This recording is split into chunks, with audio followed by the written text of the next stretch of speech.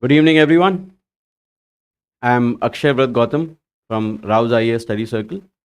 Welcome to all of you on this platform. And this is a YouTube live session Good evening, everyone. for the subject of. I'm Akshay Vrat from Rao's IAS Study Circle. All right. So, when it comes to the topic of ecology environment, this is a topic on ecology environment that we are taking up. And the topic precisely that we are going to talk about is Indian carbon market. So, you guys understand that this is a very important topic considering UPSC prelims as well as the mains examination. This is one of the major initiatives that India has recently taken up, although only the notification has been released so far. But it is one initiative that India has taken recently in order to introduce a carbon finance mechanism which would be generated, which would be implemented and executed in India itself. Now, before I go ahead with the topic of carbon market, I first would talk about how this idea of carbon market originated. When did this concept of carbon market started? Right? It is important that all of us acknowledges the history of carbon market because it is not something which is very new. Although India has recently introduced the notification, but the law, as per the Energy Conservation Act of 2001, India has maintained the carbon market provisions since that time. Now, please pay attention, guys, here. So, when you talk about the concept of carbon market, the first idea of carbon market came up in the year 1997 under the Kyoto Protocol. Now, those of you who have no idea about Kyoto Protocol, let me briefly talk about Kyoto Protocol as well. See, you guys understand that today is the time when climate finance, climate related finance mechanisms have been quite popularly discussed over all international platforms. And we are at that cusp today that it is very important that we also come up with a domesticated mechanism of carbon financing or climate financing. So I'll start with one perspective initially, and then eventually we'll go on to the other topics so that you can have the entire thorough understanding of the concept in a sequence. So I'll start from the day 1997. Now, what happened? Just to give you a brief historical background of Kyoto Protocol, in the year 1992, all the countries of the world, United Nations, they invited all the countries in the world at the so-called Rio Summit. Now, this summit is also, or probably more famously known as, the Earth Summit. And this summit was organized at Rio de Janeiro. Rio de Janeiro, it's a city in Brazil. So at Brazil, in Rio de Janeiro, all countries in the year 1992 met in the Earth Summit. Now, the name of this summit was United Nations Conference on Environment and Development. And in this particular summit, one very major initiative, one very major international treaty was signed. And the name of the treaty was United Nations Framework Convention on Climate Change, UNFCCC. Many of you who have been reading newspapers on climate or any recent current affairs on climate change, or global warming, you all would have come across to the word UNFCCC. Now, United Nations Framework Convention on Climate Change, I'll repeat this one, those of you who are making notes at the same time. United Nations Framework Convention on Climate Change, it is an international treaty. It is an international treaty which was for the first time was signed to mitigate the impact of global warming and to reduce greenhouse gases across the planet. For the first time, a treaty of this nature was signed. Now, the parties who joined this treaty, the parties who became members of the treaty, these organizations, these parties, they eventually kept on meeting under this treaty. Every year they kept on meeting. We call these conferences, we call these meetings as COPs, Conference of Parties, we call it, right? So I'll stitch all the information in one go again. In the year 1992, all countries in the world, they were invited by United Nations in a conference that was held at Brazil, Rio de Janeiro. The name of this conference was United Nations Conference on Environment and Development. And this conference is also famously known as the Earth Summit. Now, at the Earth Summit, one very major treaty that was signed by all the parties, not exactly all the parties on that day, but eventually all the countries in the world have joined in. It's called United Nations Framework Convention on Climate Change. Now, United Nations Framework Convention on Climate Change became the first international treaty in order to mitigate the impact of global warming, reduction of the impact of global warming, and also to reduce greenhouse gas emissions. So this is how the entire scenario started. And whenever all the members of the United Nations Framework Convention on Climate Change, whenever all the members of the Treaty of UNFCCC, when they would meet in a conference, we call that conference as Conference of Parties. Remember, guys, there are Conference of Parties organized for different treaties. Every treaty has their own Conference of Parties. So we don't have to look for all Conference of Parties here. We'll be only talking about United Nations Framework Convention on Climate Change and their Conference of Parties. Now, if I talk about the Conference of Party number three, the third Conference of Party. The third Conference of Party that was organized in the year 1997, it was held at a place called Kyoto. Kyoto is a city in Japan, as the name suggests. It is, mostly related. It is sounding like a Japanese city itself. So Kyoto was a place where the third conference of the party was organized. Conference of what parties? The parties who are members of United Nations Framework Convention on Climate Change, which was initially introduced in the year 1992 at the Earth Summit. Right? If you want a separate video on UNFCCC and its introduction, its implementation, then we can talk about that also. But here I'm going to concentrate mostly on the carbon market, the more relevant part in the contemporary issues of civil services. So in the year 1997, all the countries, they met at Kyoto. It was for the third time. So we call it the Conference of Party number 3. And in this particular conference, a protocol with the name Kyoto Protocol was introduced. A protocol with the name Kyoto Protocol was introduced. It was introduced in the year 1997, right? Now, under this Kyoto Protocol, because you guys understand, we are right now facing the issue of climate change. We are witnessing climate change on a daily basis. In fact, every now and then we come up with some news where the impact of climate change has been causing a depletion of India's biodiversity, change in weather patterns, change in a decline in the livelihood opportunities for many professions like farming, agriculture, farming, animal husbandry, fisheries. We are finding a lot of impacts of global warming and climate change on different aspects of governance as well as economics. So when you talk about the year 1997, Kyoto Protocol was introduced in the third Conference of Parties. And under this Kyoto Protocol, the objective that was taken, it was to reduce 5% of our greenhouse gases. 5% of our greenhouse gases of the year 1990 by 2012. There is a concept of commitment period and such, but I don't think that's very relevant from the concept of Kyoto Protocol now. So I'll repeat this particular point here. So in the year 1997, Kyoto Protocol was introduced, and in this particular protocol, we came up with an objective of reducing the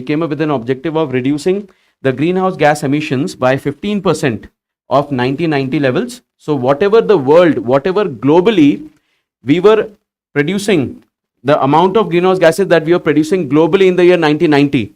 In the year 1990, so this becomes the base year, whatever greenhouse gases we were producing in the year 1990, we will calculate that amount of greenhouse gases, and our objective is to reduce the overall greenhouse gas emissions by 5% by the end of 2012. So by the end of 2012, we'll reduce the greenhouse gas emissions globally by 5%. That was the objective that Kyoto Protocol took in the year 1987.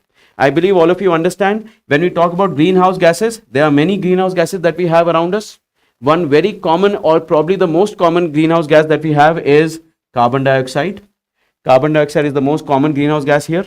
Then apart from this, we also have methane as another greenhouse gas. We also have, nitrous oxide. We also have gases like HFC, hydrofluorocarbon, perfluorocarbon PFCs, SF6. All these are different greenhouse gases. But because out of all these gases, CO2 occupies the largest share. Carbon dioxide is the most common and the most popular of the greenhouse gas. We often use the word carbon dioxide or carbon levels, carbon footprints. These are the terminology which are often used. But don't be confused. When we talk about carbon, we are trying to refer to all the greenhouse gases at the same time. All right. So our objective is to reduce the global greenhouse gas emissions by 5% of the 1990 levels by the end of 2012. So this is the objective that we took under Kyoto Protocol way back in 1997. I hope all of you have been able to understand. Now what happened when the Kyoto Protocol asked the world to reduce their greenhouse gases? When the Kyoto Protocol asked the world to reduce their greenhouse gases, you have to understand reduction of greenhouse gases is not that simple, guys. No country would ever prefer to reduce the greenhouse gases. I hope you understand this, because when you talk about reducing greenhouse gases, we have to first quickly look at what are the various sources from where greenhouse gases are primarily released. So we all know that greenhouse gases include CO2, right?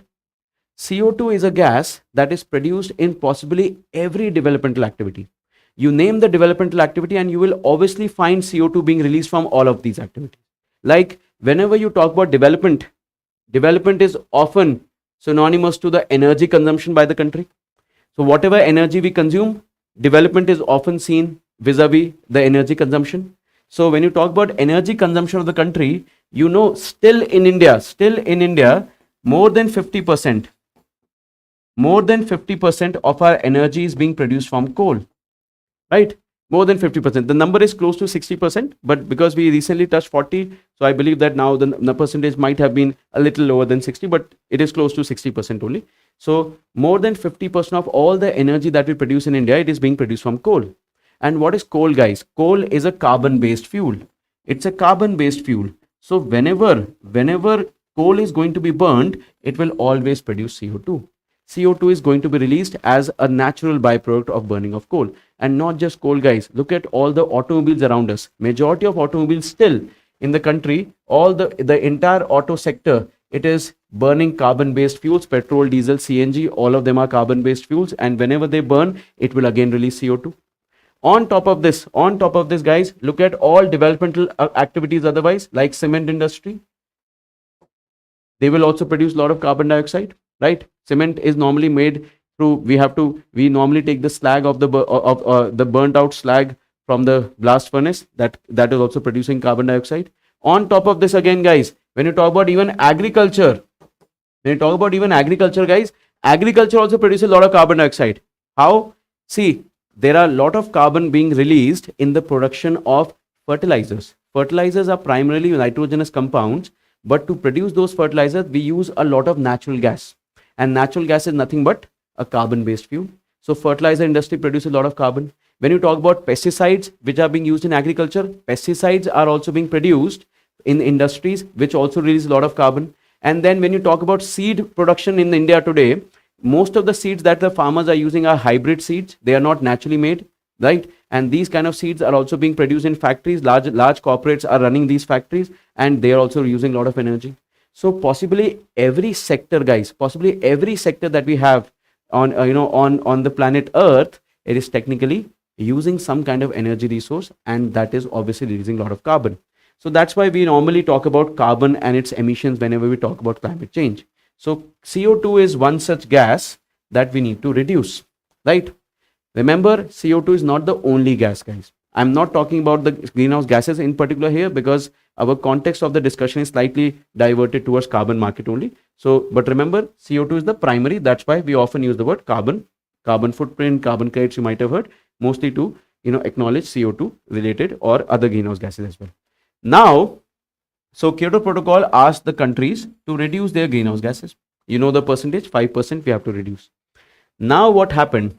When Kyoto Protocol asked the countries to reduce the greenhouse gases, as we all understand that CO2 is being produced from all developmental activities, don't you think this reduction of greenhouse gases will directly add up to the reduction of developmental activities?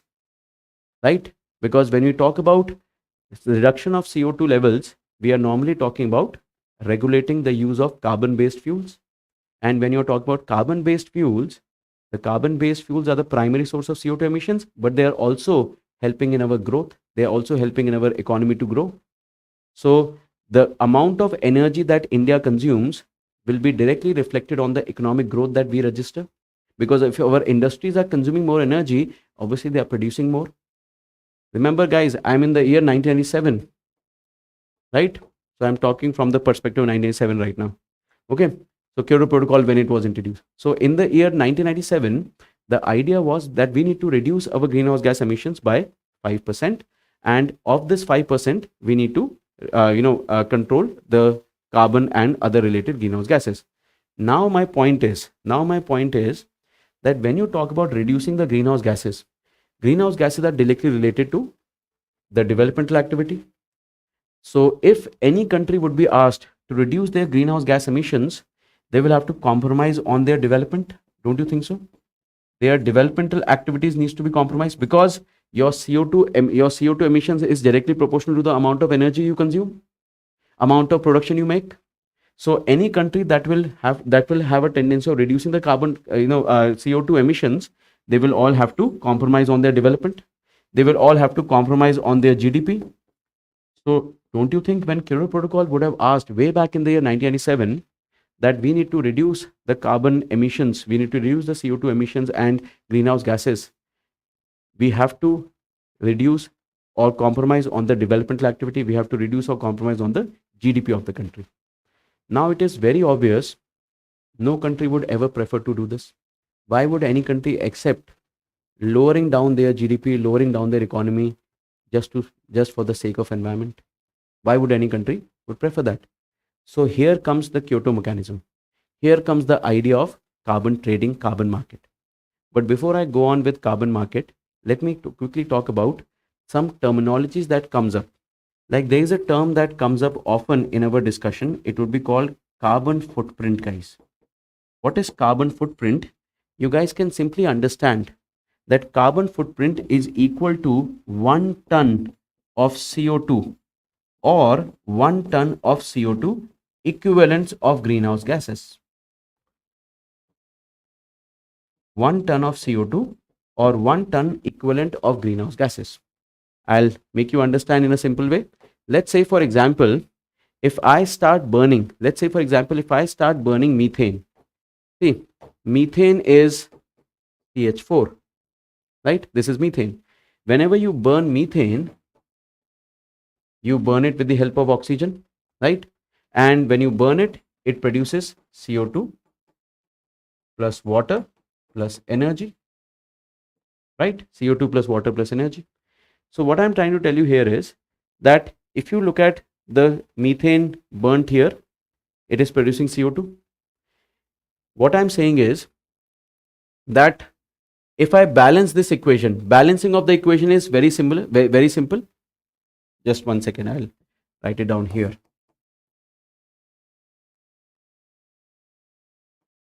CO2 plus water plus energy, right? So methane in the presence of oxygen burns and produces CO2 plus water plus energy.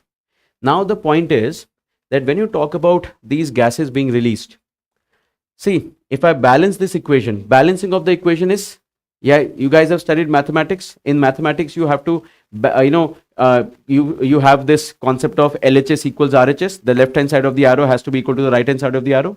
In the same way, in chemistry, we have a concept of balancing of equations. The left hand side of the arrow has to be balanced with the right hand side of the arrow. The concept is very simple, guys. If we have 1 carbon here, then on the right hand side of the arrow also we should have 1 carbon. So 1 carbon is here, 1 carbon is here. Carbon is already balanced. Then we have hydrogen 4 here, hydrogen 2 here. So I'll put 2 here and hydrogen will also be balanced. Let me change the color of the marker so that all of you guys can easily understand. So I'll put 2 here, 2 into 4, 2 into 2 is 4. So 4 hydrogen, right? Hydrogen balanced here, hydrogen balanced here. Now when you look at oxygen here, oxygen is 2 here, and 2 into 1, 2. So oxygen has become 4. So I'll put 2 oxygen here, right? So now this equation is balanced. You guys can see carbon 1, balanced. Hydrogen 4, hydrogen 2 into 2, 4, balanced. Oxygen 2 into 2, 4, 2 and 2 into 1, 2 again, 4. So oxygen is also balanced. So either side we have balanced the carbon and hydrogen and oxygen, all 3 of them. So from this equation, what you understand that if I burn 1 kilogram of methane, I will require 2 kilograms of oxygen and it will produce 1 kilogram of carbon and 2 kilograms of water. Are you guys able to understand? So 1 kilogram of methane, whenever I burn, it will produce 1 kilogram of carbon dioxide, which is a greenhouse gas. So what did I tell you about carbon footprint, guys? Carbon footprint is basically the total CO2 that we are carbon footprint is basically equal to 1 ton of CO2. So imagine if I produce, or if I consume 1 ton of methane, here I would be automatically releasing 1 ton of CO2, right? So in the vocabulary of climate change finance, in the vocabulary of Kyoto Protocol, this 1 ton of CO2 that you're releasing, you'll call it 1 carbon footprint. Right? So this is called 1 carbon footprint. It is 1 ton of CO2. Are you guys able to understand? So this is called 1 carbon footprint. Now, coming back to the point of Kyoto Protocol again. So I hope all of you have understood what is carbon footprint. So now I can reiterate the objective of Kyoto Protocol. Saying that Kyoto Protocol says that they need to reduce the greenhouse gases by 5%. I can also say that Kyoto Protocol have an objective of reducing the carbon footprint of the world by 5%. They want to reduce the carbon footprint of the world by 5%. That simply means 1 ton equivalent of greenhouse gases or CO2. Are you guys able to understand? I believe all of you are able to follow this, right? So this is what we have under the concept of carbon footprint. So under the Kyoto Protocol, now I'll again stitch all the information that we need to understand the next topic. So I'll stitch all the information together. So please guys, pay attention here. So under the Kyoto Protocol, the objective is to reduce the carbon footprint by 5%, reduce the carbon footprint or greenhouse gases by 5% of, what is the base year? 1990. By, what is the target year? 2012. There is a concept of commitment period that is not important here, right? By the end of 2012. This is the objective of Kyoto Protocol. Now, in order to achieve this objective, the countries have been asked to reduce their carbon footprint, right? And when they want to reduce their carbon footprint, they will have to directly, it will affect their development. They will have to reduce their development, right? They will have to reduce their GDP, right? They will have to reduce their production. All those things they will have to compromise. Why? Because when you talk about carbon footprint or CO2 emissions, we are directly relating ourselves with the amount of energy that we consume, the amount of production we register. All those things have been related to carbon footprint only. So I believe up till here, all of you guys have been able to understand. Okay. The live chat is also open, guys. You please make use of the live chat. Good evening, all of you. Right. And you ask as many questions as you can on the live chat also. Right. I'll be happy to answer all those questions. Okay. So this is what we have to know so far. So Kyoto Protocol started like this. Now, of course, you have to understand that the Kyoto Protocol started in the year 1997.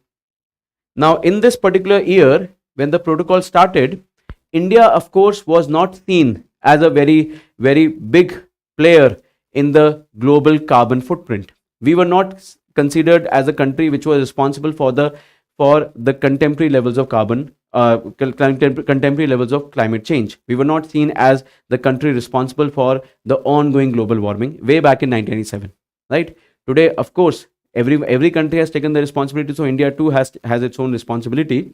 But way back in the year 1997, only few countries were considered to be responsible for the overall climate change.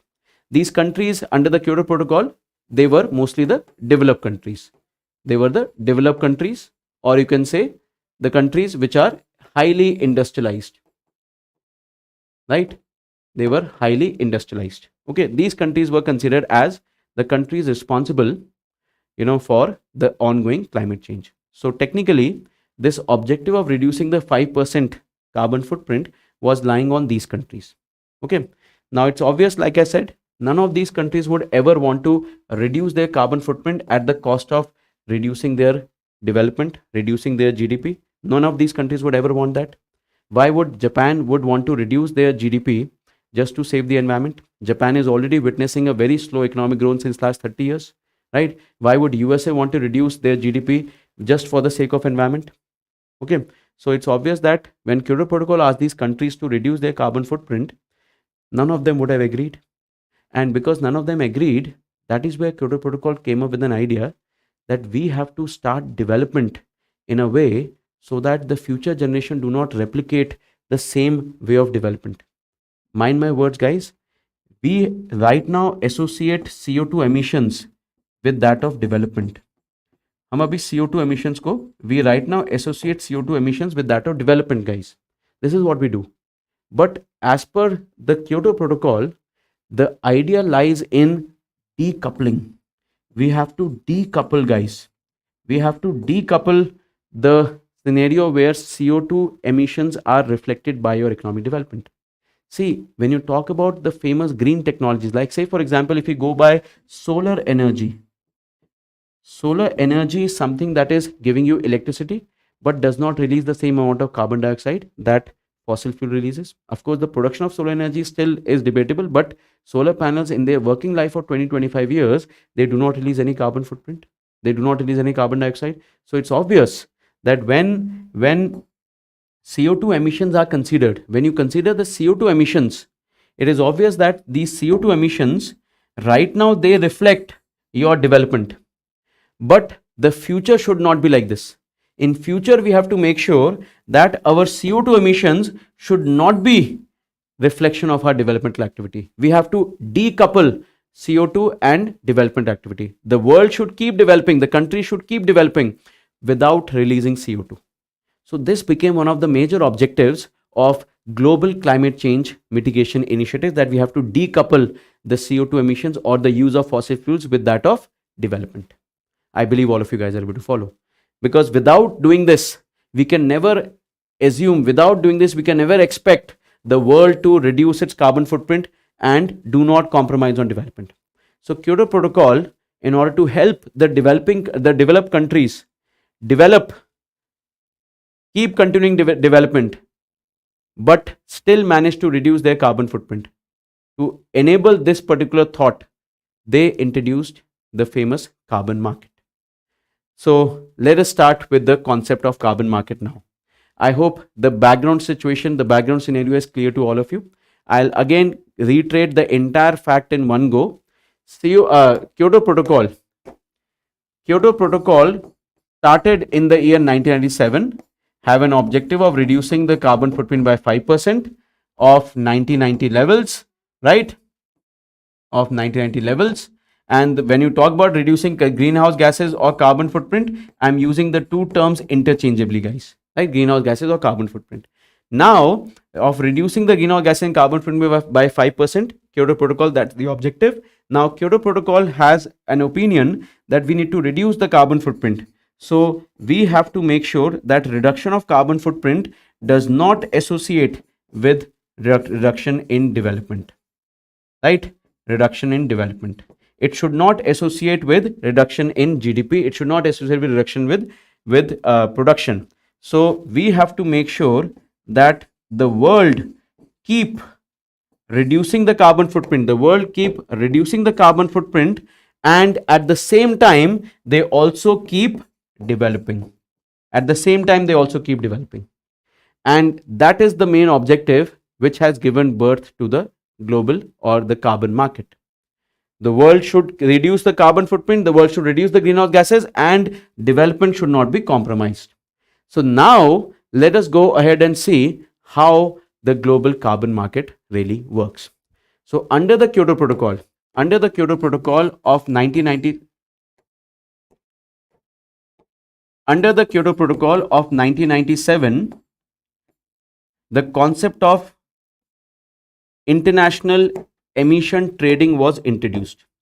The concept of international emission trading was introduced. This concept got introduced in the Kyoto Protocol of 1997, right?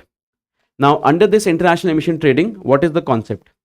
So let's say for example, Japan is one country which is, of course, a developed countries of today's time. And being a member of Kyoto Protocol, Japan has been asked to reduce their carbon footprint. Japan has been asked to reduce their carbon footprint. Let's say today, carbon footprint, remember guys, it is the total greenhouse gases they are emitting, or the number of carbon footprint is basically 1 ton of CO2, right? So let's say, for example, if today Japan is emitting 100 tons of CO2 or 100 carbon footprints. Remember, I'll write it down here so that you guys do not miss it out. 100 tons of CO2. Suppose Japan is releasing 100 tons of CO2 or 100 carbon footprint today. And under the Kyoto Protocol, being a member of Kyoto Protocol, Japan has been asked to reduce their carbon footprint by 10%. That means now they have been asked to keep it at a level of 90 carbon footprint, right? They have been asked to reduce it to a level of 90 carbon footprint. So this 90 carbon footprint that Japan have to reduce, or that Japan have to maintain, this is known as assigned units. These are the assigned units of carbon footprint that Japan is allowed to emit. Let's assume that this is the number for 1 year. So in one entire year, Japan has been asked to reduce the carbon footprint by 10%, and the assigned units are 90 carbon footprint. This much is the maximum carbon emissions that Japan is allowed to do. Let's imagine this is the number. Okay. Now, in order to achieve this objective, guys, what Japan will do? I'm talking about the year 1997. Japan is still dependent on fossil fuel. Everyone in the world is dependent on fossil fuel. Electric vehicles are not there. Solar panels are not very cheap. They are very expensive at that time. So Japan will have to compromise on their GDP. They will have to compromise on their GDP, on their production, on their development. They will have to compromise on their development. So if they all start compromising on their development, then what will Japanese people would say? It's very obvious. None of them will agree to it. None of them will ever feel of reducing the carbon emissions, because it is reflecting directly their development strategies, their development, or affecting their development directly. So under this domain, Kyoto Protocol introduced carbon market. So how carbon market works? So basically, the carbon market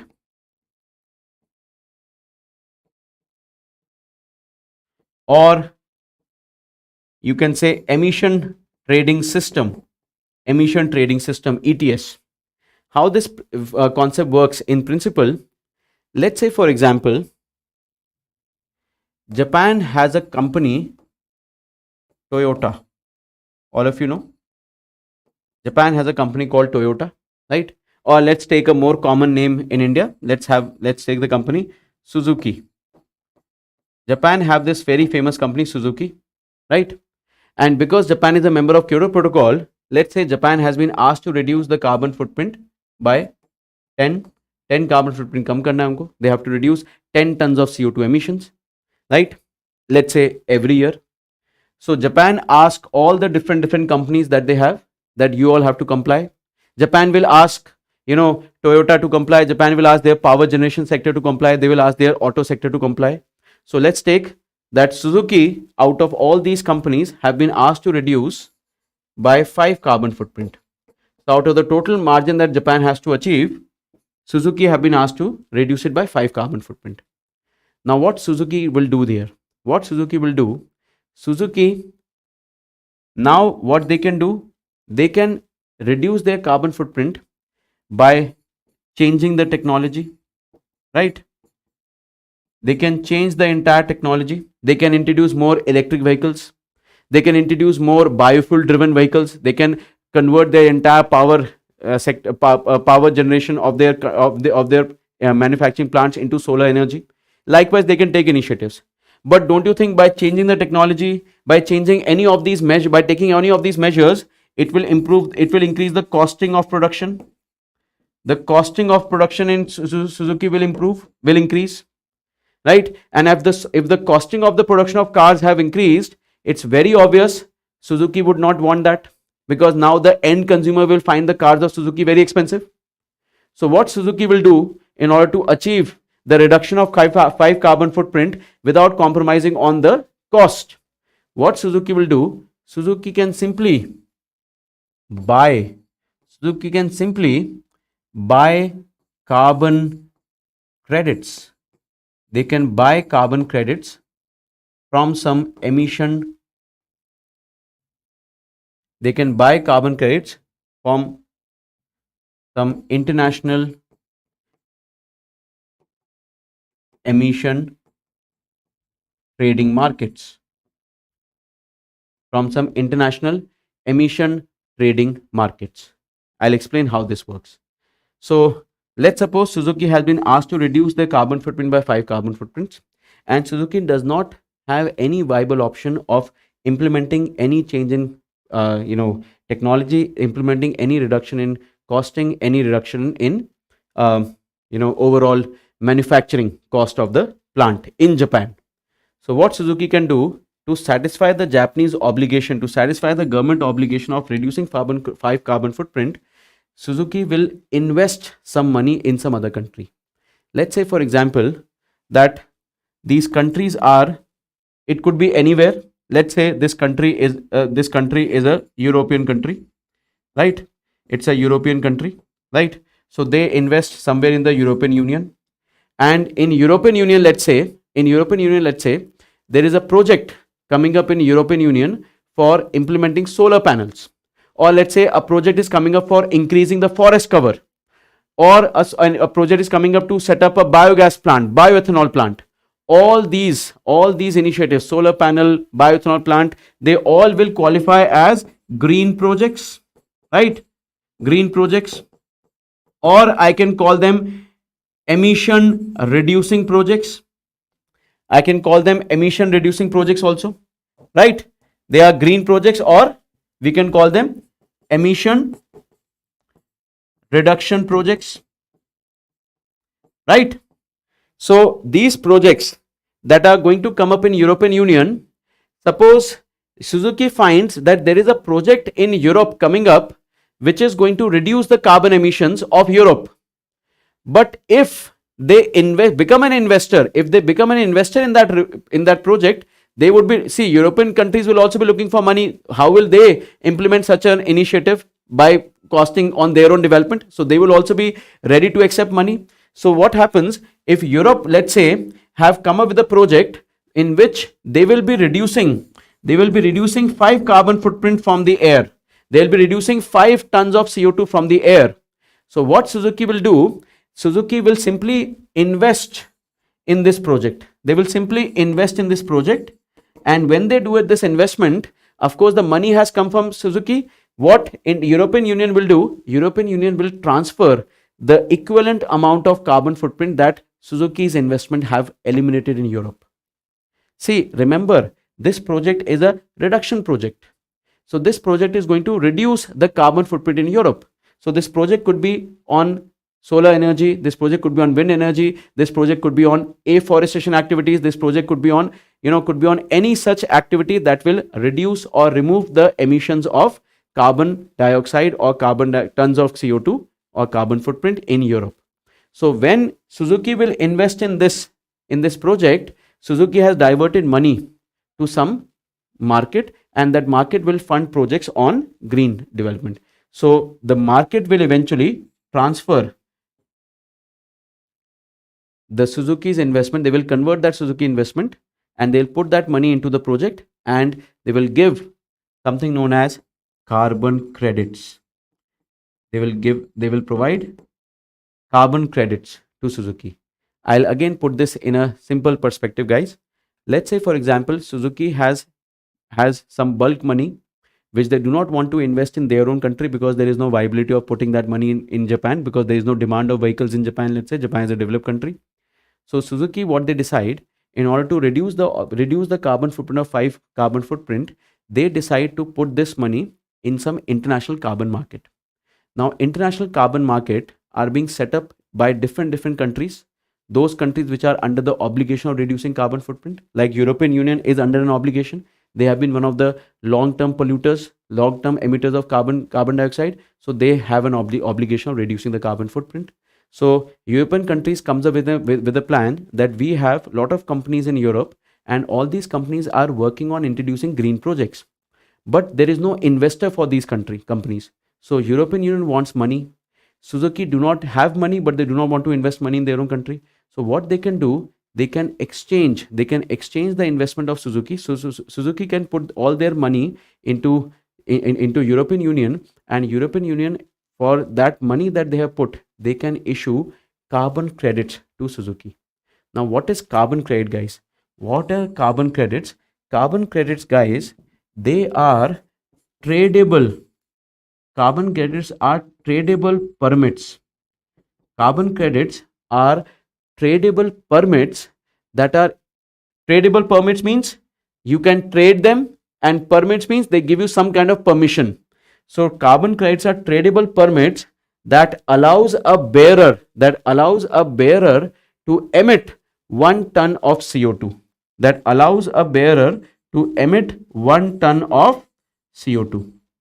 So if you have one carbon credit in your custody, you will be allowed to emit 1 ton of CO2. आप 1 ton CO2 emit कर सकते हैं if you have one carbon credit in your custody.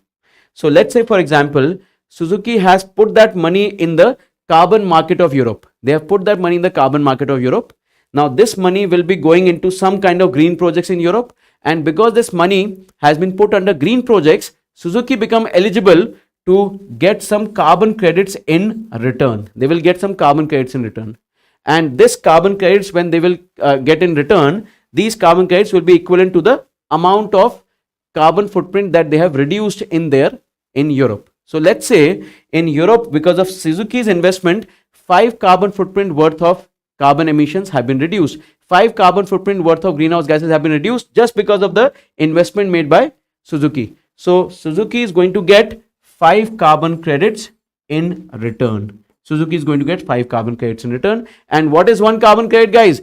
Each carbon credit is equal to 1 ton of CO2. So if Suzuki gets 1 carbon credit in its custody, they will have 1 carbon CO2 equivalent of greenhouse gases permission to emit, or they can even trade that eventually. Similarly, if Suzuki in this case have got 5 carbon credits, so 5 carbon credits have been gone to Suzuki, and now what was the initial obligation Suzuki had to deliver? To reduce the carbon footprint by 5, but now they have already reduced it. They have got 5 carbon credits in their custody, so they have not reduced the carbon footprint in their own country, but because of their investment, carbon footprint in Europe has been reduced. So in this way, the carbon obligation, the reduction obligation of Suzuki has been delivered, but not in their own country, not in their parent country, in some other hosting nation, right? And this investment that Suzuki has made, it has reduced 5 carbon footprint in Europe, and Europe, under an obligation of Kyoto Protocol, has given 5 carbon credits to Suzuki. Now Suzuki, because of this 5 carbon credits, will have an opportunity of either using these 5 carbon credits, use them and release CO2 as per 5 tons, or if Suzuki wants, they can use these carbon credits and trade them with some other party and gain some more profit. I believe you guys are able to understand. So what Suzuki will have to do here, they have an opportunity of making money without putting any extra effort. They had some money in surplus, and they know that putting that money in their own country is not going to give them a viable return. So what they can do, they can take this money and invest this money in some international carbon market. Like in this case, they have invested in the European carbon market. European carbon market is known as the European Union Emission Trading System. So they go and put this money in the European Union Emission Trading System. And when they would put this money in the European Union Emission Trading System, this money goes here, and whatever carbon emissions they have reduced in the ETS because of their investment, they will get an equivalent of carbon credits. I hope you guys are able to understand. And now with these carbon credits, Suzuki, because they do not want to put any money in their country, so they can simply use this carbon credits, sell it in some international trading market, and gain some more profit. Mind my words, guys, the carbon credits cost have been varying a lot, because there was a time when many countries were violating their carbon emissions, And eventually, because when they started this market, most of the countries did not have the technology to put that much of money, did not have the technology to reduce their carbon footprint. So they all wanted funds, and those funds were channelized only through investments of other countries, other developed countries. And that how created a huge demand for carbon credits. And that's when the price of carbon credits also escalated. I hope you guys can understand this. So when it comes to this idea of carbon trading, it was first introduced in the Kyoto Protocol, guys, like this. So under the concept of carbon trading, countries that have excessive emissions, countries that are having excessive emission targets, they could easily put money into those countries that are coming up with projects of reducing the emissions, reducing or removing the emissions. It could be reducing or removing the emissions, and they can park money here, and for the investment that they have made, they will be given some kind of carbon credits. I hope you guys are able to understand. Now, to put it in another, moving on from here, to understand this. So under the Kyoto Protocol, the concept of carbon trading was introduced. And in this carbon trading, I'll make you understand in a simple way now. So under this concept of carbon trading, there is one country which is under an obligation, right? कुछ countries है जिनके अंदर obligation है that they have to reduce their carbon footprint, obligation of reducing carbon footprint, right? And some countries may be having projects coming up, right? Projects coming up for reducing the carbon footprint. So those countries which are under obligation of reducing carbon footprint, if they do not want to invest that money in their own country, they can directly put that money into projects in some other countries. Remember guys, these projects can be in their own country also.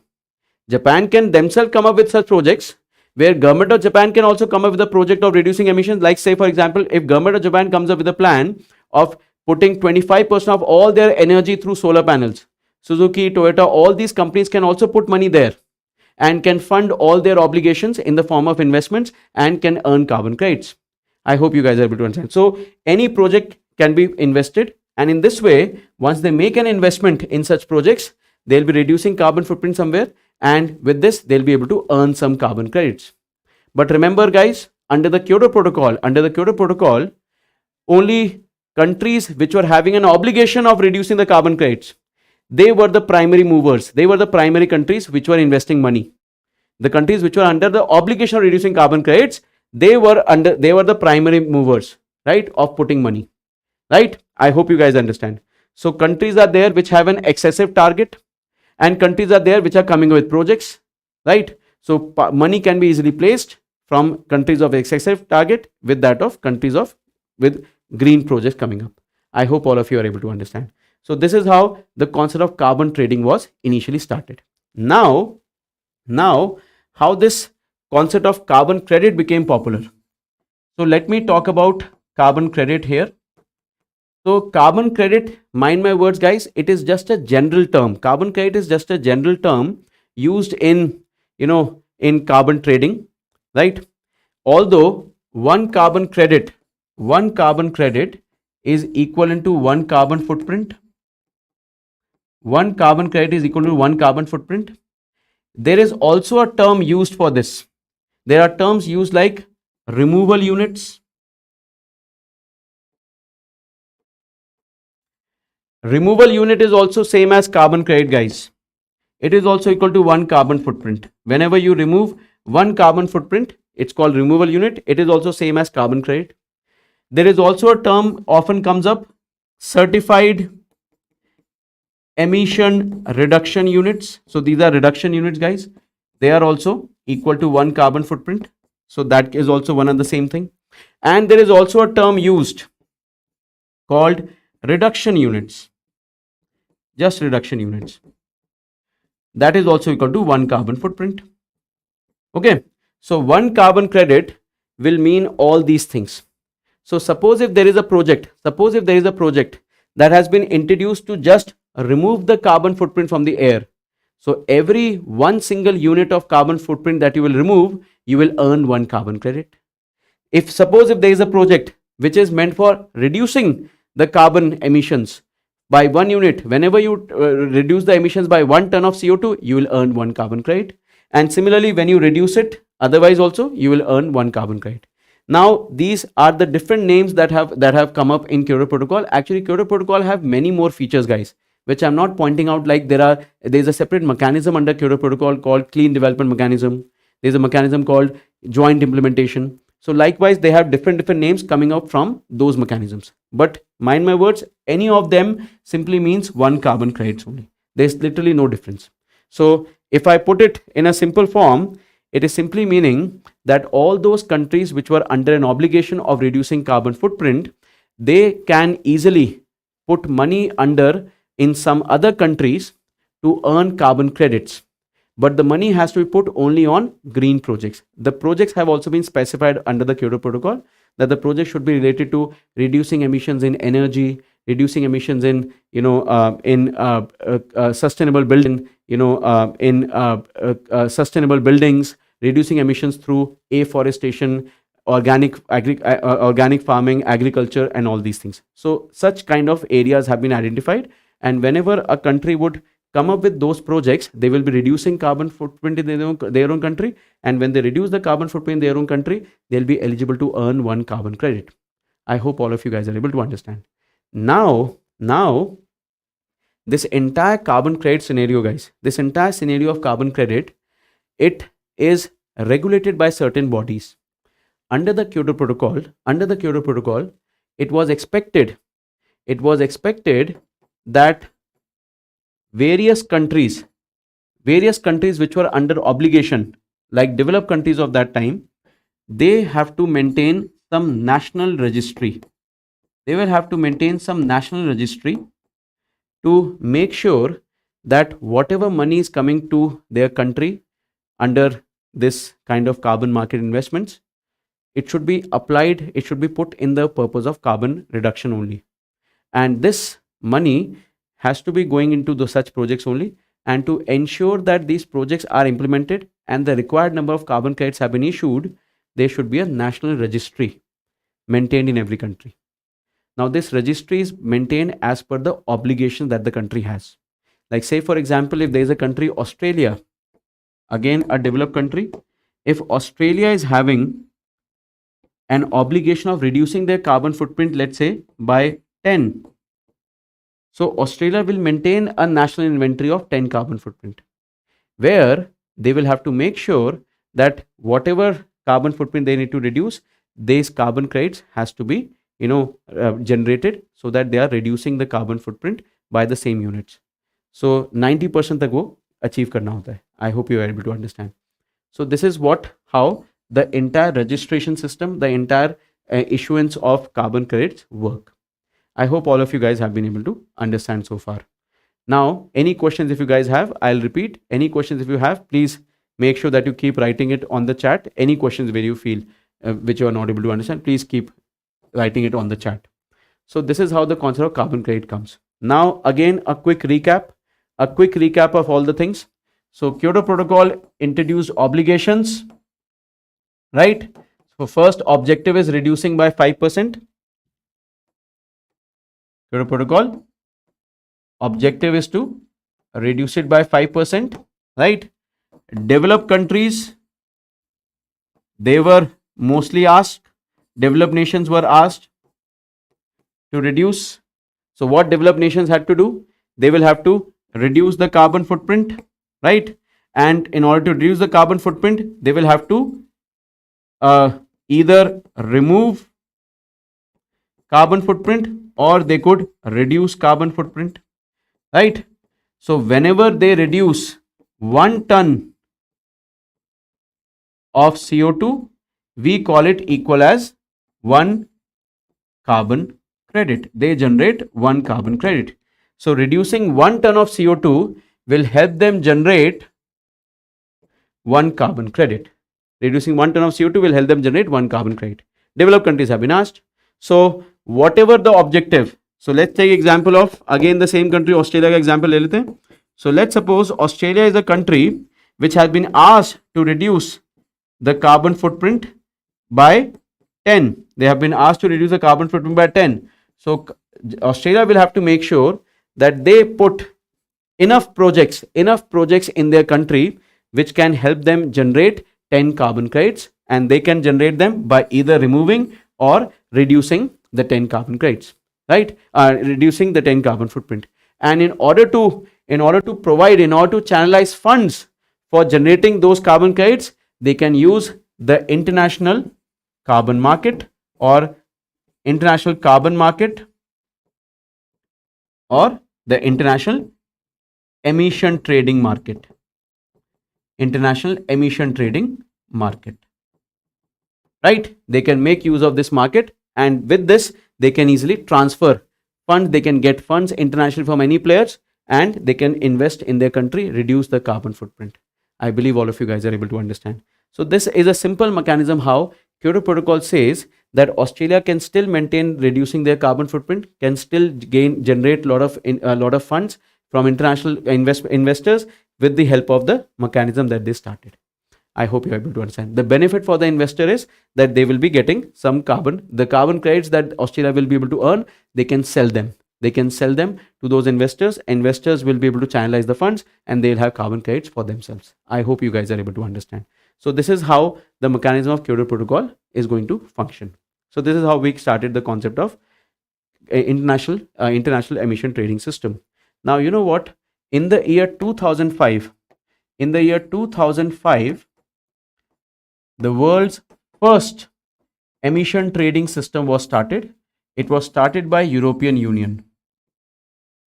European Union started the world's first international emission trading system. For the first time, it was started by European Union. And since 2005, in the year 2020, European Union has reported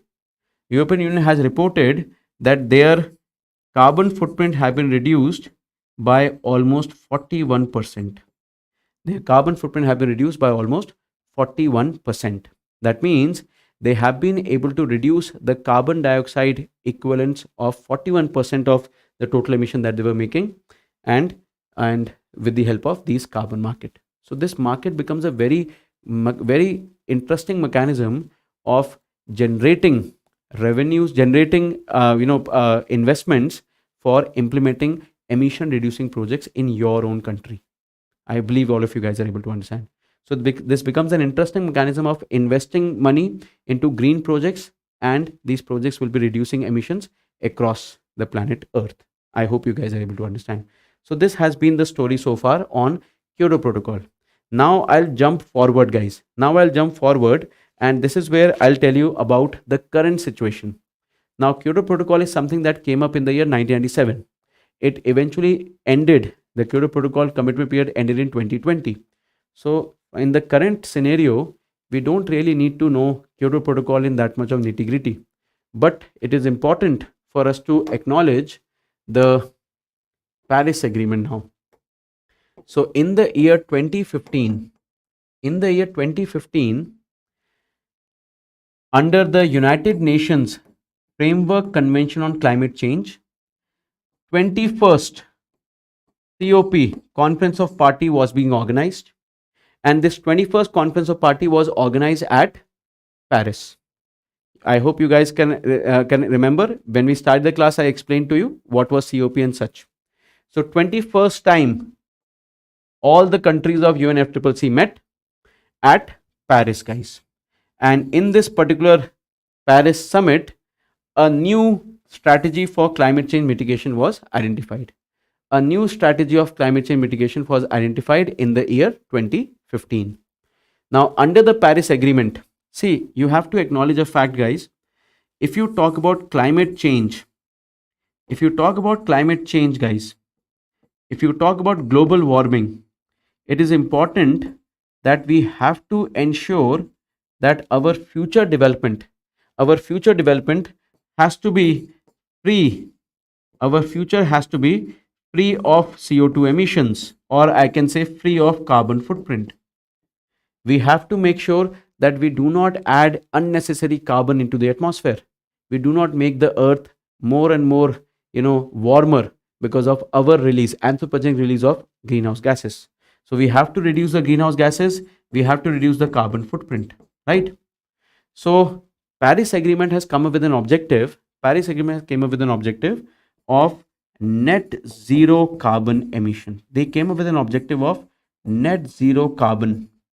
What is this net zero carbon, guys?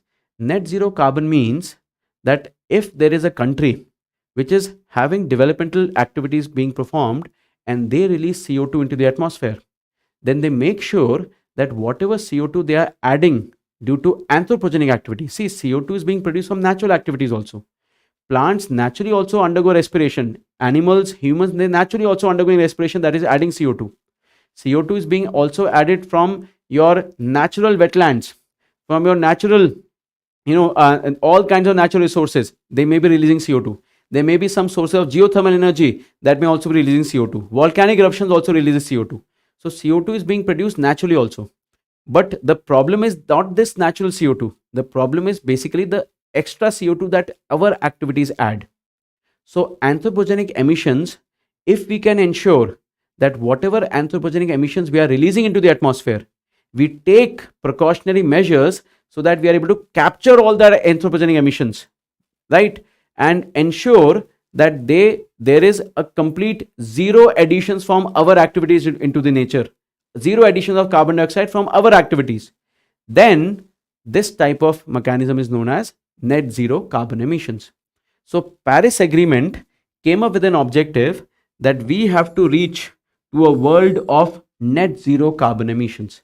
That means all CO2 that the countries are emitting, all the CO2 that various countries are emitting, they have to make up a mechanism that they are able to capture the same amount of CO2 from the atmosphere so that the total level of carbon remains constant. The total level of carbon remains constant. So this is basically the idea of net zero carbon emission. It was introduced in the Paris Agreement, guys. Paris Agreement में introduce हुआ था. Now, this is the objective. Although as per the Paris Agreement, the world should reach the net zero carbon emissions by 2050. This is the objective of Paris Agreement. But there are other objectives also very important under the Paris Agreement. So we'll not be concentrating mostly on the objectives. Like under the Kyoto Protocol also, I told you only about the carbon trading mechanism, not the CDM or joint implementation. Here also I'll restrict myself only on the carbon trading part. So by 2050, as per the Paris Agreement, we have to become carbon neutral or zero net carbon emitter, right? All the carbon that we emit, we capture the same amount of carbon in the given time. So this is the idea that Paris Agreement introduced. Now, the point is, how are we going to become carbon neutral? How are we really going to become net zero carbon emitter? So you have understood the concept of decoupling of development. We have to make sure that all developmental activities should not contribute in carbon emissions. So we have to decouple. And if we have been able to achieve the decoupling of development, then it is possible for us that all development activity will take place. They should not be emitting extra carbon. Like today, we have solar energy, which is the cheapest form of energy, guys. Today, we have a concept of sustainable building. In fact, just in India, you guys must have heard last year, although this particular code was introduced way back in 2017, but last year itself, Government of India introduced Energy Conservation and Sustainable Building Code, right? It was previously known as Energy Conservation and Building Code of 2017, but then it was renamed last year, 2022. So we have a concept of sustainable building, so that the cement that we are using, the iron, steel that we are using, it is not made from carbon emission. All the carbon has been captured. All of these commodities are carbon neutral. Even the auto sector that we have, we are seeing a massive revolution, right? The electric vehicles, their battery cost is getting reduced significantly. So it would be important that we have to make sure that all these areas they participate and we can achieve this end goal of net zero carbon. And all these areas, they clearly show, all these areas are clearly showing that development can be decoupled. Development can be decoupled from, development can be decoupled from our fossil fuel emissions. Okay, so this is basically the idea. So we have to become net zero carbon emission. And in this, with the respect of this objective of net zero carbon emissions, with the respect of this net zero carbon emissions, India have also come up with one commitment. India has also come up with one commitment. You guys might have heard in the news, we have been using a term called Panch Amrit for it. We have been using an expression called Panch Amrit for it. Panch Amrit is one such commitment that India is making, where one of our Panch Amrit objective, I don't have to tell you all 5 of them, one of our Panch Amrit objective is that we have to become zero net carbon producer. We have to achieve zero net carbon producer by 2070. So we're going to delay it by almost 20 years, but still it is quite appreciable that by 2070, India is aspiring to become a zero net carbon producer. That means all the carbon that we are adding into the atmosphere, it will be captured immediately at the same time, so that the net carbon emission becomes zero by 2070. This is one of our Panch Amrit commitment. Panch Amrits, they are also known as NDCs, nationally determined contributions. We also call them nationally determined contributions. So this is basically what is the idea behind the concept of India's commitment to Paris Agreement. Now the point is, to reach this net zero carbon emission, to become a net zero carbon emitter, what we will have to do, guys? We need money, because without money it will not be possible for us to build those projects. Without money it will not be possible for us to build a solar energy driven India, build a country which is completely built on green buildings, sustainable buildings, built a nation which is running on EVs. We need a lot of money. In fact, you'll be surprised to know, as per Intergovernmental Panel on Climate Change, in the year 2030 itself, in the year 2030, developing countries alone, forget about underdeveloped countries, developing countries alone would need almost 6 trillion US dollars. They would need 6 trillion US dollars. They would need almost 6 trillion US dollars just to satisfy half of their climate change objectives. Just to satisfy half of our climate change objectives, developing countries would require 6 trillion US dollar, guys. 6 trillion US dollar is close to 17% of the global GDP.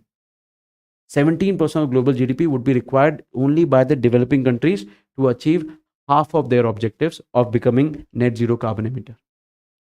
So when IPCC came up with this report, it's obvious that the biggest challenge that India will also face in helping it achieve zero net carbon producer by 2070 is to manage carbon finance. How are we going to get all the finance that we need? How are we going to get all the finance that we need for our future net zero carbon emissions? So when it comes to finding finance for net zero carbon emissions, here Paris Agreement has come up with one proposal. So as per the Paris Agreement, there is an article under Paris Agreement. It is article number 6. And this article number 6 proposes the concept of carbon market again. So it proposes the concept of carbon market that needs to be introduced by countries, by all members of Paris Agreement, in order to channelize funds for their NDCs, for their Panchamrit. So India, in order to help India achieve its Panchamrit objective, we need a lot of funds. And those funds can be effectively channelized by harnessing the carbon market, by using the carbon market. And that is where our actual objective of today's lecture starts. So in the Paris Agreement Article 6, the carbon market concept has been enshrined, and India finally in the year 2023 has for the first time notified our own carbon market. Before this, I am having a question here from Sukriti. Why would Suzuki not invest in upgrading their own technology? It would have a long-term return, and choose to buy carbon credits instead. See, this can also be a possible solution. Suzuki is not bound to invest in carbon market. If Suzuki finds investing in green technology in their own plant and reduce emissions and also reduce the achieve their carbon footprint objectives, then Suzuki can do that. But you can obviously understand this is possible only when Suzuki finds prospects of putting up such an investment in their own industry. Like, it's very obvious that when Suzuki would put up an investment in their own country, they would expect a return. But look at the country like Japan. They have literally no, growth rate of population. The country of Japan is right now facing huge demographic crisis. Young children who are born today, they are very less in number. So there is a high chance that Suzuki may not be able to satisfy or may not be able to get a decent return from their investment in a longer term. And on top of that, there are countries like India who are emerging, countries like China, which are still fairly growing, right? Not at the same rate with that of India, but still it is a growing economy. Countries like Nigeria, which is showing a high prospects. African countries are often considered as the next China, so they are showing high growth rate. So don't you think for getting a good return without compromising on their own GDP, it would be better for them to invest in such countries, invest in projects of such countries rather than putting money in their own country because the demand is less? There is no such obligation as such. If Japan comes up with a project where Suzuki finds an opportunity of putting money and getting carbon credits in return, then Suzuki can do that also. They can take up such initiatives as well. So there is no such conditions. But yes, it is one mechanism where a country which is having a higher obligation of reducing carbon credits, a higher obligation of reducing carbon footprints, and the country which has an excess of carbon credits because they have put up renewable energy projects, these countries having an excess of carbon credits will have the possibility of selling them to a country which needs carbon credits.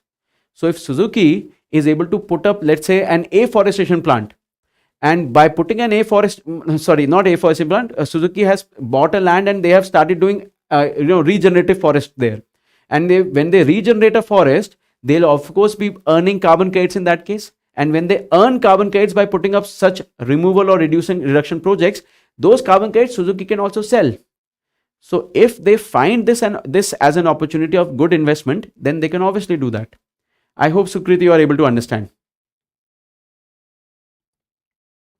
So this is basically what is the concept here. Global stock take, Giraj, just wait for it. I'll talk about global stock take in a while. Let me first finish the carbon market here. Global stock take is something which is a very popular topic, which is going to be, where there's a high chance that this year UPSC may consider this topic eventually. So we'll see that part, right? Usko last mein dekhte hain. Let me first finish this.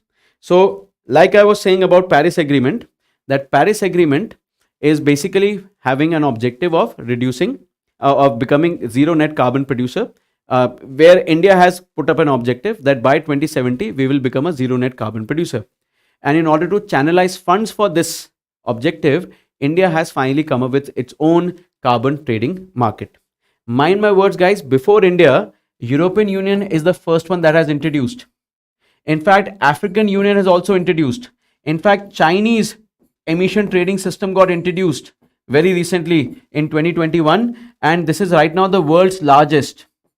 This is the world's largest carbon trading system.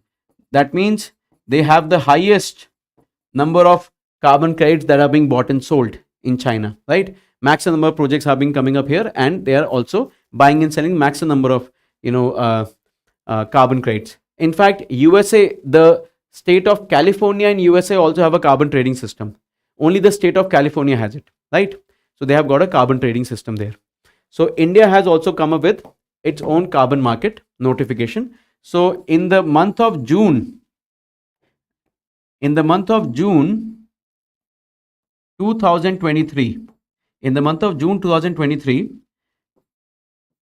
two ministries of India, one is Ministry of Power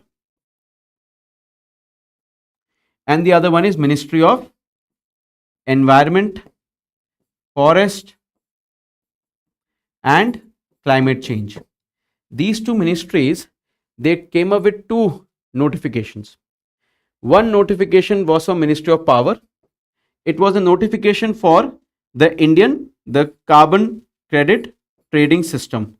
The Indian carbon credit trading system, or also known as the notification of Indian carbon market, right? Ministry of Power came up with this notification, and around the same time, I think hardly with a gap of 2 days, Ministry of Environment, Forest and Climate Change, they came up with a draft notification. Draft notification means, guys, that it has not been finalized. People have been invited to give their suggestions, right? So it's a draft notification. They came out on introducing green credits, right? On green credit scheme. Notification on green credit scheme. This was carbon credit trading scheme, and that was green credit scheme. Now, first, I'm going to talk about the carbon credit trading scheme. I'll first talk about the carbon credit trading scheme, and then we'll talk about the draft notice of green credit trading scheme. So let's talk about the carbon credit trading scheme. Now, before I go about carbon credit trading scheme of India, the carbon markets in general are of two types, guys. There are two types of carbon markets. Okay, I want you guys to pay 100% attention here, guys, because this is more relevant from the concept of the class that we having here today. So carbon markets are basically of two types. One is called a voluntary carbon market, and the other one is known as a compliance carbon market. Voluntary or compliance carbon market. Now, as the name suggests, compliance market is the one where the people investing are under legal compliance or legal obligation. The people who invest under compliance market, they are under a legal obligation of ensuring that they should put money in this market. Inko legal obligation hai, right? And when you talk about voluntary market, as the name suggests, it's a market that is running on voluntary basis. So here, individuals or private entities, they invest on voluntary basis. On voluntary basis, right? Voluntary basis per investment hoga yahan pe, right? That means it is completely out of my own will. If I want to invest, I can invest as an individual, as an organization, anything. Voluntary basis. So when India talks about its carbon market, you guys will be surprised to know that in India, compliance market is being notified now. Now the notification of compliance market has been introduced. But you'll be surprised to know that voluntary market of India is already running. On voluntary basis, in India, Indians are already putting a lot of money. We don't have it in India. The voluntary market is not running in India, but India is already putting money, or instead of writing already running, I should put already investing. Indians are already investing in voluntary markets, right? There are two large voluntary markets in the world, and India is already putting a lot of money. In fact, you'll be surprised to know, in terms of voluntary investments, India's voluntary investments have already crossed 1 billion mark. 1 billion mark we have already crossed, right? India's voluntary investment has already crossed 1 billion mark. In fact, according to some recent data of Center for Science and Environment, the number, although it is not very much clear, but the number is somewhere close to 2.3 billion, in fact, right? So already India in voluntary market is already putting up money. That means there are a lot of people in India who on a voluntary basis feel sensitive towards the environment, and they have already been putting money in various emission reducing projects in the world. So there are different projects may come up in Africa, projects may come up in South America, they may come up in USA also, they may come up in other continents as well. And Indians on a voluntary basis are already putting money in those international investments. And these investments are being done only on the voluntary basis. And whenever they put that money, they basically get some carbon credits in return. I hope you are able to understand. And the money is channelized into some green projects. I hope all of you guys are able to understand. So money can be channelized on green projects, and they will get carbon credits in return, right? Sukriti, just wait for a while. I'll try to take up your question in a while, right? Allow me to finish this part quickly first, right? So Indians have already been putting money in on this voluntary basis. But now with this notification that India has planned to come up with its own carbon market, India is going to start its first compliance market. That means if we really want to become a zero net carbon producer by 2070, we have to start putting legal obligation on various sectors. We have to start putting legal obligation on various sectors that they have to, they have an obligation of putting money under in green projects. They have to start funding green projects, and with that they can earn carbon credits, and they can eventually sell those carbon credits for some additional profit. So this is how the two carbon markets have been divided. Now, let's talk about the notification that came up in the month of June on carbon credit trading scheme. So, Ministry of Power has notified that India is going to very soon start its own carbon trading market. Mind my words, guys. This notification has been issued by Ministry of Power, but the first ever initiative on carbon market was already taken under the Energy Conservation Act. Under the Energy Conservation Act of 2003, already we had the Carbon Marketplace Amendment Act था 2003 में. It was already there in the Energy Conservation Act of 2003. The proposal of carbon market was already there. So as per the the section of 2003, I think it was section 3 of Energy Conservation Act, where the concept of carbon credit was there, and Ministry of Power has simply introduced this notification under the Energy Conservation Act only. So Energy Conservation Act has been the guiding law, and under this, Ministry of Power came up with this notification of introducing carbon credit trading scheme of India. Right? This notification was introduced. Now, under this notification, we are going to have a national steering committee. We are going to have a national steering committee. This national steering committee is going to be chaired. The chairperson of this national steering committee is going to be the secretary of Ministry of. There's going to be the secretary of Ministry of Power. Ministry of Power is going to be the secretary of Ministry of Power is going to be the de facto chairman of National Steering Committee, and this National Steering Committee will decide how this particular carbon trading market is going to work for India. So National Steering Committee is going to be the body which will make sure that how the carbon trading market of India is going to function, right? National Steering Committee here. And it will be also co-chaired. The co-chairperson of this committee is going to be the Secretary of Ministry of Environment, Forest and Climate Change. Ministry of Environment, Forest and Climate Change, it will be co-chair. The Secretary of Ministry of Environment, Forest and Climate Change will be the co-chairman of this National Steering Committee, right? Now, this is the main body here, and as per the notification, Bureau of Energy Efficiency, BEE, Bureau of Energy Efficiency, this is a statutory body, guys. It is a statutory body. I hope you understand. Statutory bodies are those which are being made under an Act of Parliament. Bureau of Energy Efficiency, this is going to be the main administrator. This will be the main administrator. So this is going to administer the entire carbon market of India. Like I said, in the international carbon markets earlier, each country which were under an obligation of reducing the carbon footprint, they had to maintain some national registry. And similarly, when they had the national registry, they will have some compliance body, some regulatory body likewise. So India has also now come up with some administrator.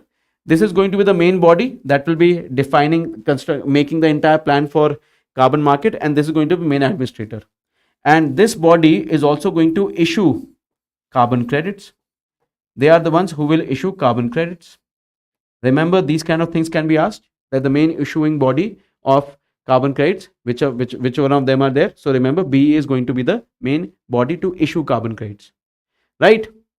So the National Steering Committee that we have, they are the ones that will give all the recommendations. All kinds of recommendations are going to be made by them only. Like they are the ones which will recommend what sector will fall under carbon credits, right? What sector are going to be compliance. So if they want the cement industry to follow, then steering committee will give that suggestion that cement industry will also fall under obligation. Automobile industry will fall under obligation. Power generation, energy industry will also fall. All these kind of suggestions will be made by the National Steering Committee. BEE is going to be the administrator. Then the regulatory body. The main regulatory body is going to be Central Electricity Regulatory Commission, CERC, Central Electricity Regulatory Commission. This is going to be the main regulatory body, Central Electricity Regulatory Commission.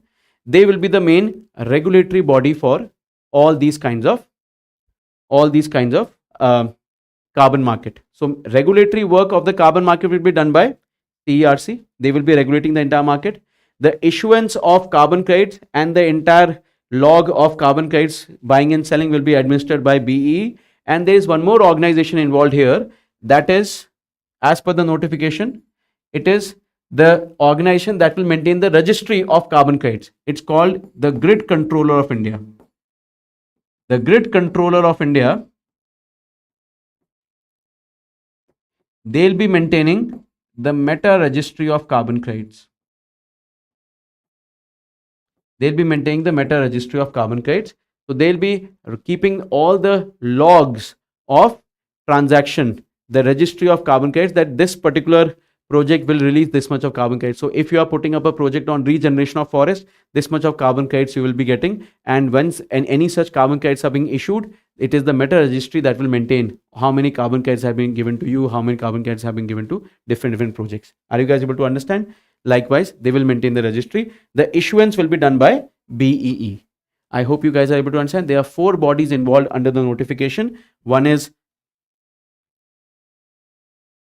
I'm sorry, I will have to write this again now. Okay, there are 4 bodies involved. One is the BEE, or I'll write it from hierarchy itself. National Steering Committee,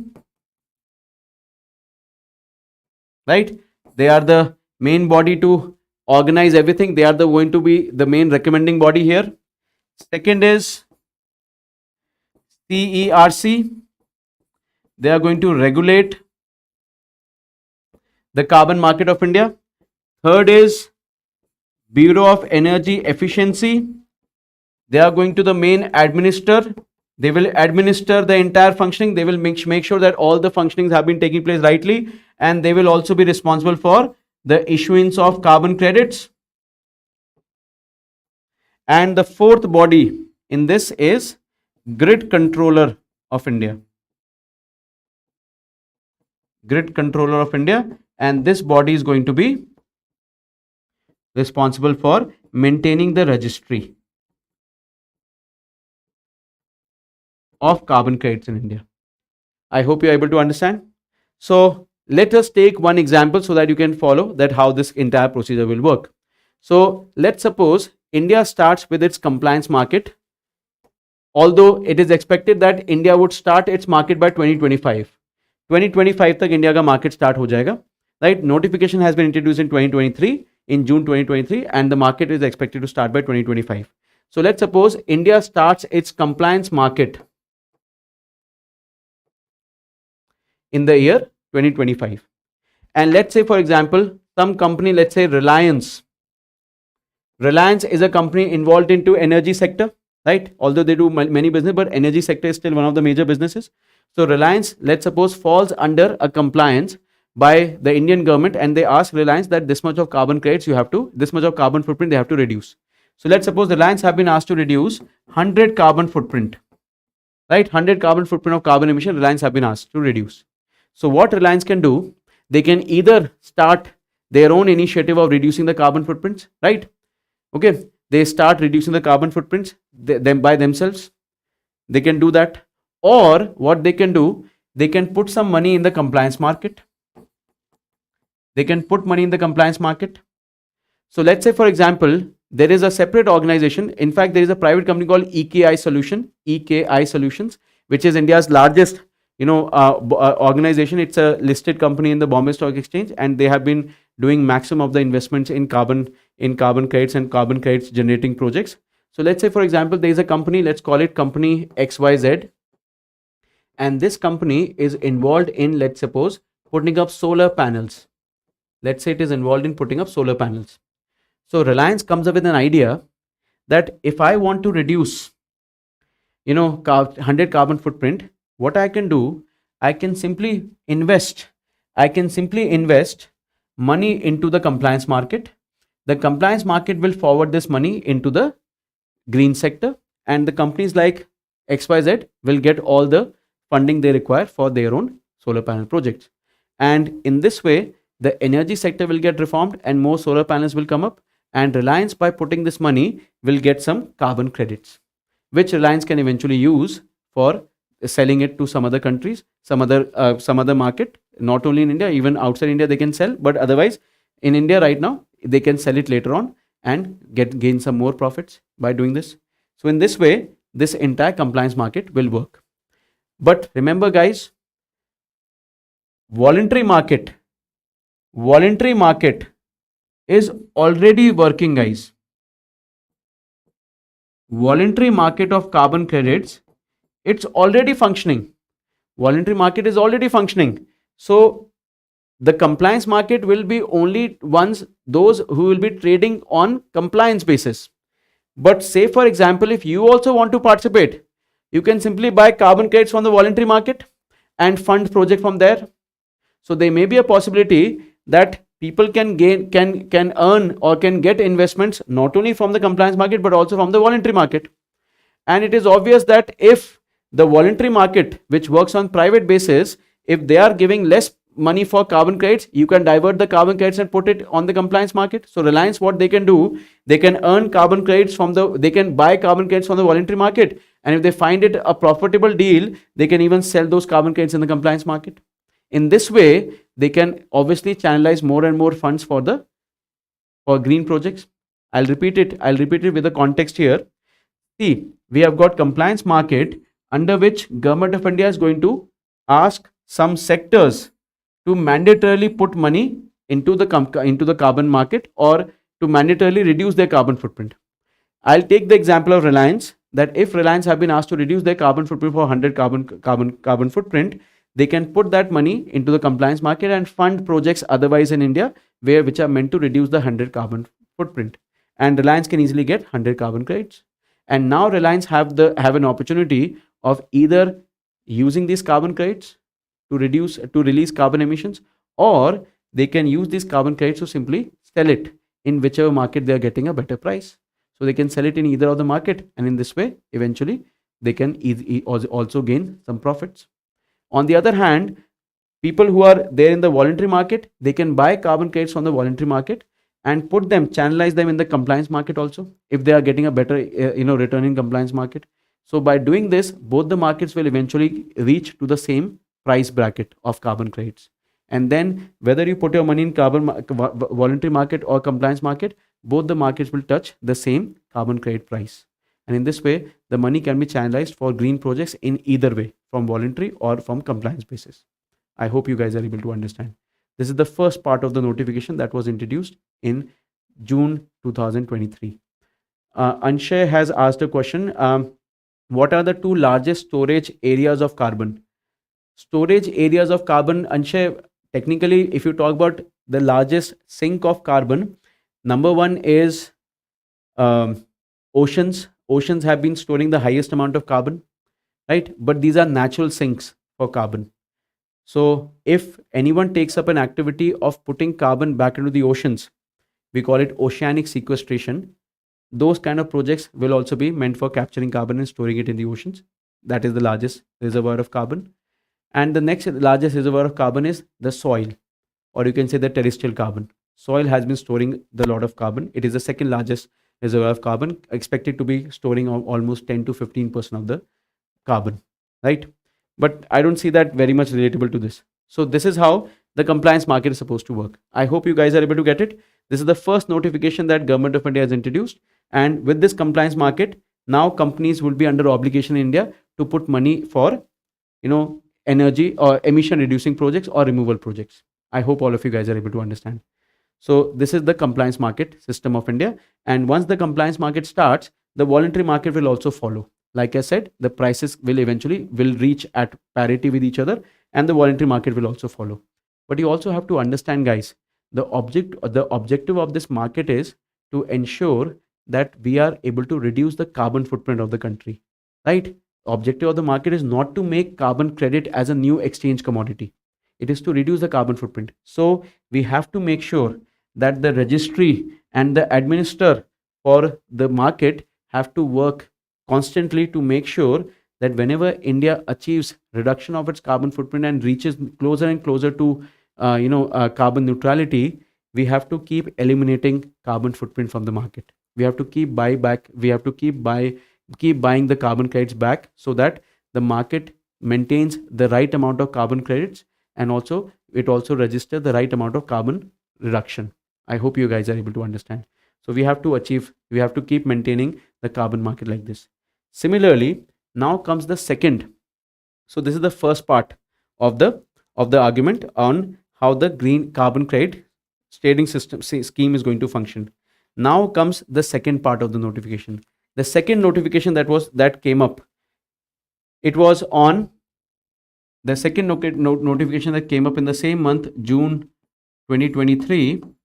It was a draft notification. If it was a draft notification that was introduced by Ministry of Environment, Forest and Climate Change, and this draft notification was introduced for introducing or for implementing green credit scheme. Green credit scheme, right? For introducing green credit program scheme, right, in June 2023. Now, what is this green credit scheme? Now you guys know that in the year 2021, Prime Minister of India, he started one initiative called Mission Life.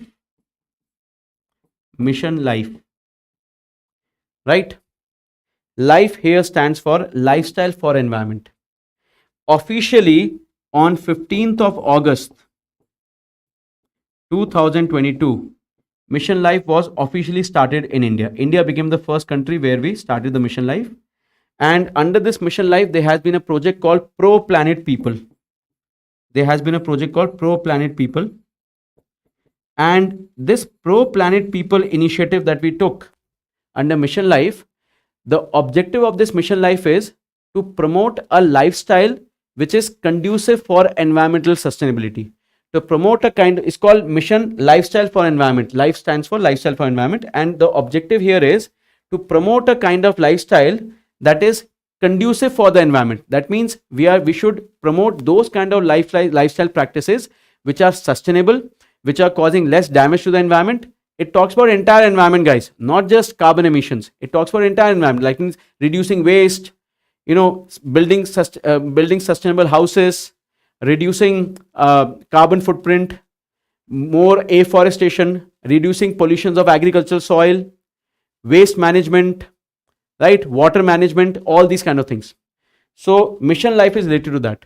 So in order to introduce more and more people to join, in order to make more and more people join the initiatives of Mission Life, Government of India, or precisely Ministry of Environment, Forest and Climate Change, they started this green credit scheme. Under this green credit scheme, Government of India is going to incentivize voluntary implementations of some. So under this green credit scheme, individuals can also participate, right? Companies can also participate, right? Any of them can participate. Individuals, companies, corporations, small scale industries, all of them can participate, right? Small scale industries, corporations, all of them can participate. And the idea is that whenever they take any initiative, the initiatives have been listed in 8 different areas. They have listed the areas like, I'll just tell you verbally. The areas are like sustainable agriculture, right? Or you can say organic farming, reducing the pollution caused by agriculture, sustainable buildings, preserving the mangroves, right? Promoting more and more eco labels. Eco labels are labels defining those products which are environmentally friendly, right? Then talking about reducing waste, managing waste in a much more environmentally conducive manner, right? Increasing the green cover of the country, tree plantations, regenerating the lost forest, land degradation. These are some of the 8 different themes that have been identified. Remember, 8 different themes are there, and all these 8 themes, if any individual company or small scale industry is working in that area, as per the notification, they can earn green credits by putting their efforts in this area. So mission life is also, see, the green credit scheme is not directly associated with mission life. Mission life is just one of the initiatives of government of India, which is somewhat in relation with the green credits system. So if you are following the activities mentioned in the mission life, you are also following the activities of the 8 sectors under the green credit scheme. And if any person involved in such activities, they may be able to earn some credits. Now these green credits are similar to carbon credits. They are similar to carbon credits, but they are not going to be traded in the carbon credit trading scheme. For this, our Minister of Environment, Forest and Climate Change, they will come up with a different trading system. They have not yet mentioned what is going to be the trading system, but yes, once the scheme is introduced, they'll be coming with a different trading system for green credits. And these green credits, they are going to be issued by the Indian Council for Forest Research and Education. Indian Council for Forest Research and Education, they will be issuing, like in the case of compliance market of carbon credit, it would be BEE. Here, it will be issued by Indian Council for Forest Research and Education. They'll be issuing it. And once this market, a green credit market also comes up, it becomes a good opportunity for many individuals, companies, small scale industries to earn green credits. They will also be, funding or used for channelizing funds in green projects. I hope all of you guys are able to understand. Now, one last point that I want to talk about are, so if this notification is passed and eventually they come up with a final notification, we can have another session to talk about what is the final notification. But right now it is just a draft notification. It is still going to be discussed. But under the carbon market, the CCTS carbon credit trading scheme notification has been already there. So we're going to have very soon a compliance market in India, which will be, and these are going to be the regulatory bodies. Now, I want to talk about some issues. This is the last topic related to carbon market. See, there are certain issues that are often being discussed on various platforms. In the Down to Earth, in Center for Science and Environment report recently has also talked about some issues. Like when it comes to emission reduction projects, reducing projects, whenever an organization is talking about emission reducing projects, right? These emission reducing projects are basically, what kind of project will be emission reducing? Forest, right? You'll be regenerating forest. You'll be reducing land degradation, right? You'll also be promoting or activities like soil conservation. As I said, soil is one of the largest carbon source, right? Carbon storage stock, carbon stock. Then you'll also be promoting more and more activities for, sustainable development. All those things you'll be taking up, right? You may promote more organic farming. All these activities are there which will promote or which will reduce the carbon emissions or remove the carbon emissions. Now, what is the biggest problem here is that all these things, all these activities involve a certain section of our society. Like, for example, recent study from Down to Earth have found out that many of these activities were performed in our rural areas. Many villages, where land was being acquired and they were being asked to grow certain kinds of crops which will reduce the carbon emissions. Like they were asked to do some kind of regenerative forestry, so social forestry, to help reducing carbon emissions. But all those carbon emissions that they reduce, they are generating carbon credits. But the problem is, many farming people, many farming communities, they themselves do not know that these initiatives have been taken up to generate carbon credits and what is the logic of carbon credits. So there are many companies involved in India which have acquired certain lands and they are asking farmers or landless laborers to work in those developing or creating those resources which are helping in generating carbon credits. But those carbon credits are not literally going to the lowermost section of the society, or it is not going to the end, you can say, contributor. It is being easily banked by those companies which are using those resources, land, for such purposes. So one issue that have been mentioned related to this carbon market is that it may lead to some kind of human right violations, and the actual rights of the people who are giving away their land for organic farming, giving away their land for emission reducing projects, they are not the end beneficiary of these initiatives. Then on top of that, there is also a challenge of greenwashing. Greenwashing means sometimes a company lies about their own products. The company may portray themselves that their products are environmentally friendly, but they're actually not.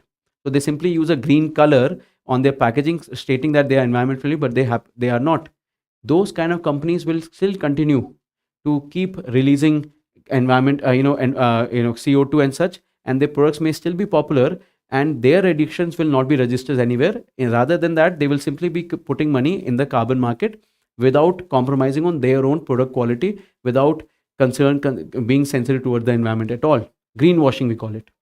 Then there is also another issue on double counting of credits. This is a very major issue, guys.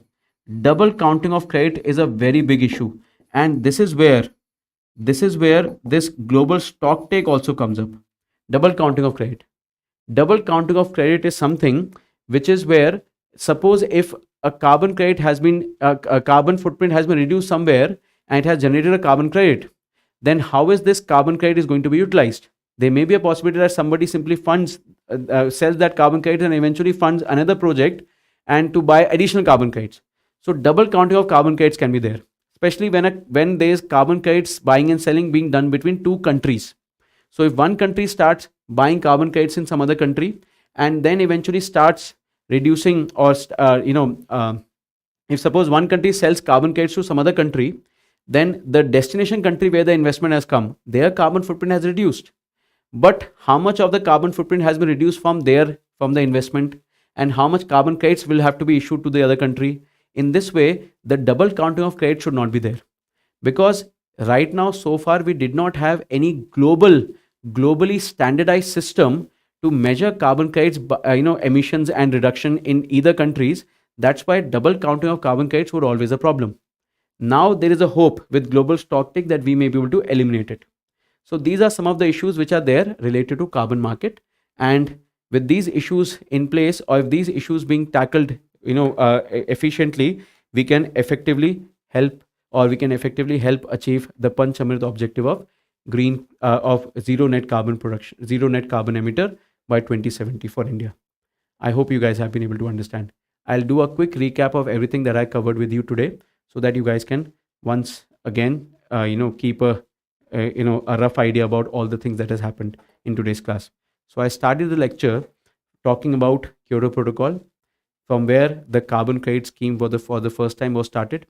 The first carbon credit scheme was introduced in Europe. It was called the European Union Emission Trading System. Under this particular scheme, European Union has registered to get enough funds in order to place emission reducing projects and removal projects, that they have been able to register a reduction of 41% of their carbon footprint from 2005 to 2020. Similarly, there are other emission trading systems also that were introduced, and the latest one that was introduced was the Chinese emission trading system, and now India is also notified that we will also come up with our trading system. Then I moved on to talk about what is the meaning of carbon credit. I told you carbon credit is nothing but it's a tradable permit that allows a bearer to release 1 ton of CO2 or 1 carbon footprint, or it can either be sold to somebody else who need to emit 1 carbon credit. Now, under the Kyoto Protocol, the countries which were under obligation of reducing carbon footprint, they were asked to start this carbon trading market, and under their national registry, and they also had to maintain a national registry. So countries could easily invest. One country which were under obligation could invest money in another country. One country which were under obligation could also invest in developing countries likewise, and they were able to maintain funds flow to the green projects. And that's how the carbon credit market started under Kyoto Protocol. After this, I told you that this market has been further continued under the Paris Agreement of 2015 and under the Paris Agreement of Article 6. By the way, under Kyoto Protocol, this was under Article 17, but under the Paris Agreement, it was under Article 6. And Article 6 of the Paris Agreement talks about introducing carbon credits to fund the NDCs, nationally determined contributions of the various countries. India calls its NDC as Panchamrit. This is the second NDC that India has announced. And under the Panchamrit, we have an objective of becoming a net carbon neutral, net zero carbon emitter by 2070.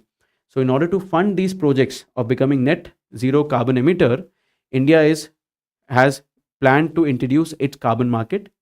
The notification was introduced recently in 2013, in 2023, June 2023.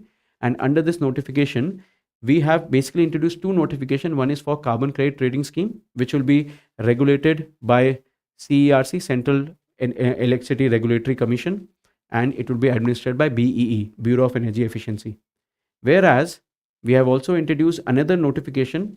It's a draft notification on green credits program, where a certain activities have been mentioned. Total 8 different themes are there related to, a tree plantation, afforestation, mangrove conservation, right? Waste management, water management, such initiatives are there, sustainable buildings, eco labels. And based on these activities, any kind of person who volunteers for this, any kind of organization who volunteers for this, they will be able to fetch green credits for the work that they do. Now, under the draft, because it is just a draft notification, it is expected that a final notification will come up soon, and we may talk about that notification in detail. So this has been the story so far on carbon market.